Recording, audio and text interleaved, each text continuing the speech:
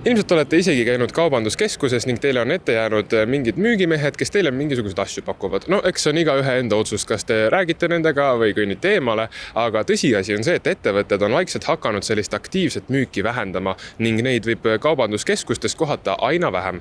Veidi üle aasta tagasi loobus aktiivmüügist LHV Pank. Tänavu juuli keskpaigas teatas müügimeeste eemaldamisest ka telekommunikatsiooni ja digiteenuste ettevõte Elisa. Me lõpetasime kaubanduskeskuste üldaladel ja sellistel ajutistel müügilettidel aktiivmüügi, sellepärast et selline otsus on kooskõlas nii tööjõukulude kasvu kui ka tegelikult tarbijate muutunud ostukäitumisega. Seame fookuse rohkem digitaalsetele kanalitele ja iseteenindusele ja olemasolevatele klientidele mõeldud personaalsetele pakkumistele. See vastu pakuvad sellist aktiivmüüki jätkuvalt näiteks Citadele Pank, Luminor ning ka voogedastusplatvorm Go3.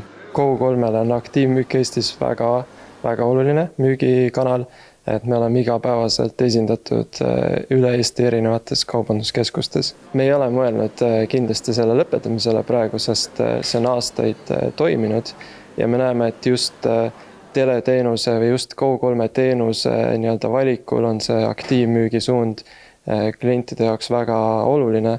Tarbijakaitseameti sõnul pöördutakse aktiivmüügiga seotud kaebustega nende poole harva, ent üksikud pöördujad avaldavad enamasti pahameelt agressiivse müügitaktika üle.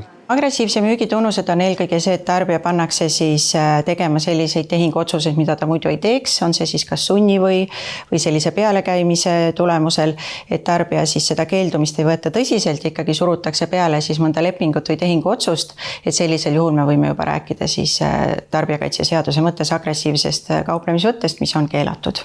Ehk siis Tarbijakaitseameti seisukohast on kõige olulisem see, et tarbijal säiliks valikuvabadus, mida aga arvavad müügimeestest ostlejad ise. See on naljakas pigem. Kõnnin möödust, ma ei tea, huivame selle pärast, ütlen, ma piraadin. Vanad ei oska midagi öelda. Jumas põll. Et häirida on väga järi küll. Üldjuhul ma liigungi kiiresti edasi, aga ma arvan, et tegelikult aus töö, töö on töö, et raha peab teenima kuidagi, nii et ma ei tea. Ei ole selle asja poolt, need natuke liiga palju tüütavad, et see võiks olla keelatud. Mulle ei meeldi eriti, et nad käivad ja küsivad.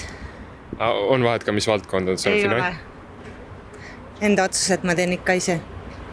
Igal juhul häirivad. Ja nagu teiegi praegu. Kuid igas keskuses ei pruugigi aktiivmüüki olla. Näiteks võttis Ülemiste keskus juba mitu aastat tagasi vastu otsuse, et nemad enam müügimehi oma koridoridesse ei lase.